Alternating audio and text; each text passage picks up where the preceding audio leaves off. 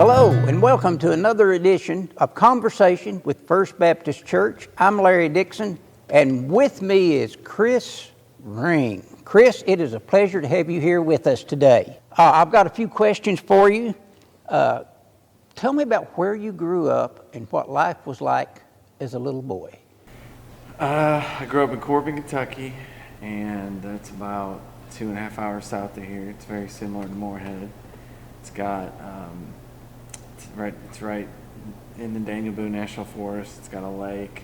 It's right by the interstate. The only big difference is there's no college. So it's very similar to here. My mom was a stay-home mom. I had two brothers, one 3 years older than me, one 7 years younger than me. And just had a pretty normal life growing up. Had a paper out when I was about 12 and spent most of my days at the neighborhood pool. So, as a little boy, what did you want to be when you grew up? I didn't know what I wanted to be. I never really can remember thinking like that's what I want to be or this is what I want to be. And actually it took me a while to figure that out, even in my 20s, on what I wanted to be. And even now I'm not sure I'm doing exactly what I want to be. So I never really had like big plans or anything. I just kind of, I never dreamt it or never pondered that much. A lot of families, meals are real important. Around 14 or 15, I met Shayla, and even before that, I was kind of thinking, all right, this is my new home now. That were, like pickles were important to her. So did you have a traditional? We talked about that when we were getting ready for this, and I think we both had kind of the same thing. We never really had like a traditional meal. Like we always had turkey on Thanksgiving. I don't even think we had anything specific on Christmas, but when I think about specific foods growing up, my mom always made homemade bread. I remember that a lot. And then she always used to make chicken noodle soup with these dumplings that was homemade, or that were homemade, and stuff like that. My mom always, another one that I remember is tabbouleh, which is kind of a weird dish that not a lot of people eat that my mom made. So my mom cooked a lot, and just little dishes like that. Nothing. Well, let me interrupt you. Tabbouleh? Tabbouleh is it's like, you know what couscous is? Kind of vinegary. I've never had it really anywhere except when I grew up. If you could travel anywhere in the world, unlimited budget, where would you go? I think right now I would like to take my family to like Yellowstone Park. Like I worked and lived there for a couple of years, and I think someday we will. And I think right now it's kind of, if you asked me 10 years ago before I was married, that I would probably come up with, a half dozen places that just were like. And you worked at Yellowstone or near I did. Yellowstone? I worked in the park.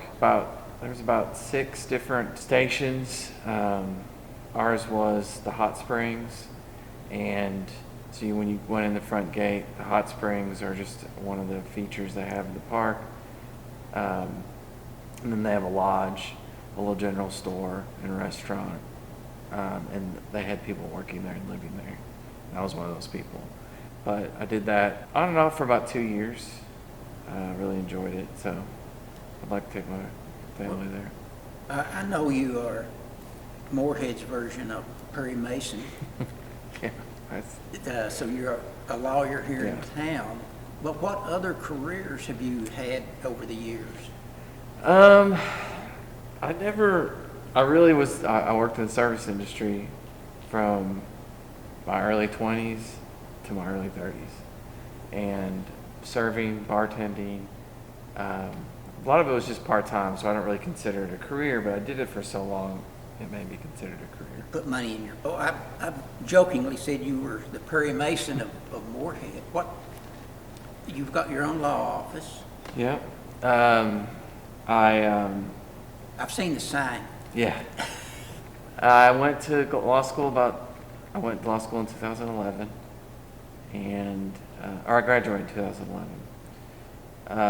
And when I was about to graduate, I wanted it was in West Virginia, it was the school I went to, I wanted to come back to Kentucky. I wanted to work in Lexington, but there really wasn't any jobs. And a guy that used to work here, since retired, was at a job fair at my school. Talked to him. Ended up sharing office space with him. Even in law school, I wasn't like, I want to be this kind of lawyer. I was more like, I'm going to do this.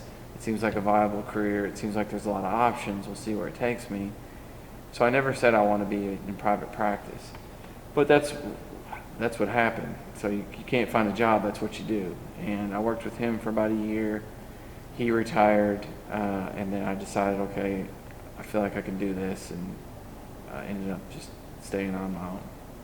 So what brought you to Moorhead, Kentucky? That's it, that guy. I actually spent a year here going to college. I went to several different colleges, UK, here, South Carolina, but I did spend about a year here. Never wanted to live here. Liked it, but when he said I'm in Moorhead, I thought, well, that's close to Lexington. My brother lives in Lexington. I have friends in Lexington. I'll try that. And so then when I came here, and probably 2000, let's see, and after I met her, it definitely was my new home. So that's what brought and kept me here. Everybody has hobbies of some sort. What are your hobbies other than Rose? Yeah, that dominates a lot of our time. I used to play golf a lot, not a lot, but that's like one of the sport hobbies that I've kept up as I've gotten older. I still like that. I do like gardening a lot, and I think I get that from my mom, but I really enjoy, like, spring's coming up and we don't have a ton of area in our backyard, but we always like to plant herbs and try different flowers, different bushes. What I found out over the last probably like 5-6 years, when gardening was really more important to me, it's tough, and it's tough figuring out what works, I guess. It's not tough. It's a pretty laid back hobby, but so it's trial and error. You try something one year, you see how it grows. It doesn't really work. You realize that you're not giving it enough sunlight, and your yard doesn't have as much sunlight as you think, and you have to like work around it. So I like doing that. What books or types of movies do you enjoy? It's probably stereotypical, or maybe not, that I'm a lawyer and I like John Grisham, but I used to read those books a lot before I even thought about going to law school. Stephen King books. So movies, like science fiction, period pieces, because Shayla loves period pieces, and she likes more movies about like how the interaction between changes of power. I like a little more like Braveheart, or more about the guy stuff. So, but it's a good compromise for us because a lot of those movies have both. Over the years, have you ever encountered Bigfoot or aliens or ghosts? Not Bigfoot, not aliens, not ghosts. I don't really have an opinion on I don't think Bigfoot exists. I don't know about aliens. Seems like there has to be something, but who knows?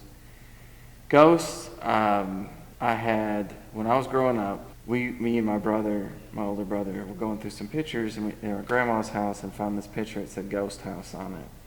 And our grandma, we asked her about it, told us a story about how that house was haunted.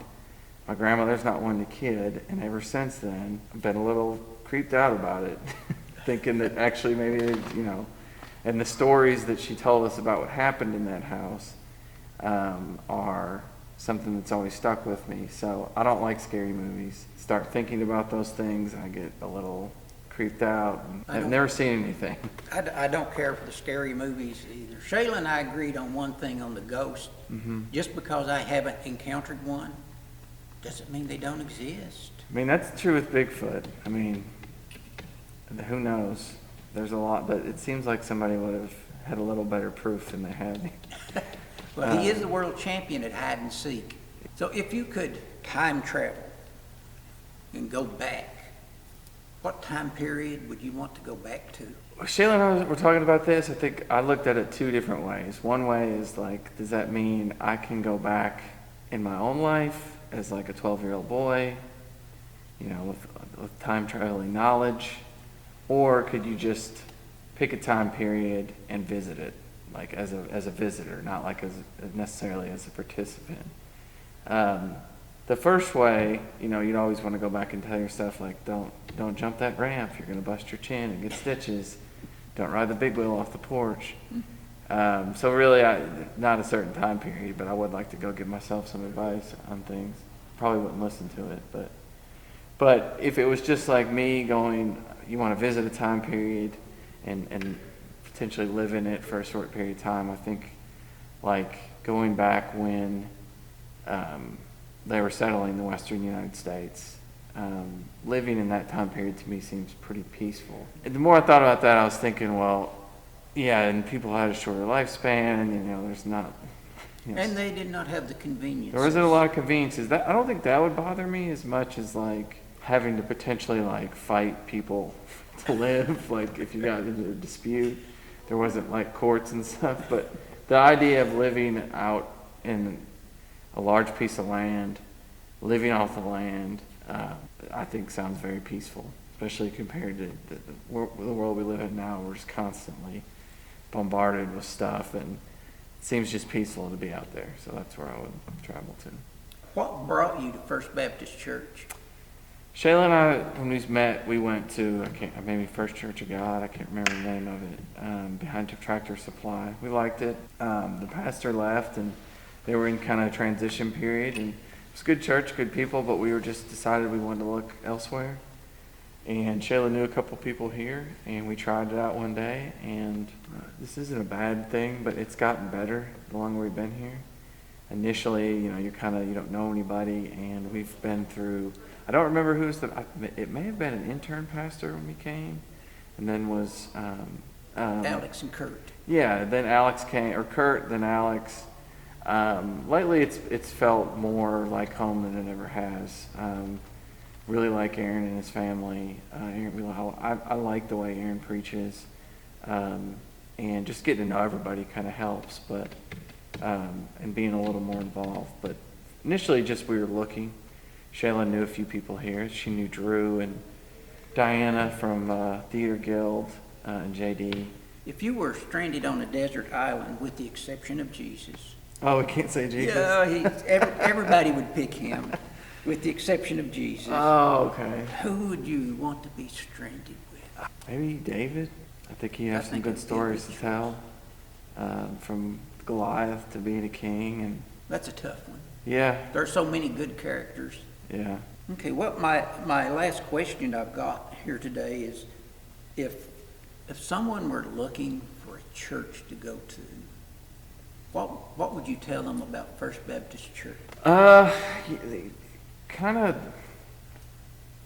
that it's a very open community that accepts everyone. But I think here it's more, it fits like, there are certain things that you need to do in your life, but you don't want to exclude people, and you don't want to act like you have to fit in a certain way. So I think what I would tell people is it's very accepting. You can wear jeans and a t-shirt, you can wear a suit, and you'll fit in at church. You don't have to feel like you have to do anything. Just come and enjoy the people and do what you think is best for your life and your journey with Jesus. I think so. That's why I like it the more. And that's what's made us stay. I mean, it's very including, doesn't exclude people. So. Excellent. Yeah. Well, this has been another episode of Conversation with First Baptist Church. With me today has been Chris Ring. Chris, it has been informative and interesting. Thank you for being here with us today.